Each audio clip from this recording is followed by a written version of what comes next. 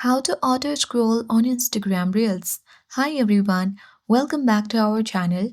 This is Rose and I'll guide you to auto scroll on Instagram Reels.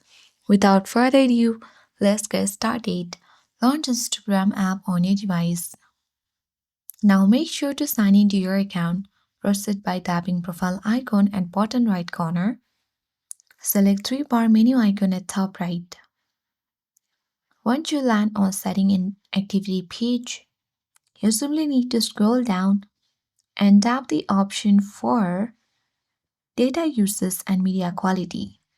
Here you simply need to turn off data saver option because when data saver is turned on, videos won't load in advance to help you use less data.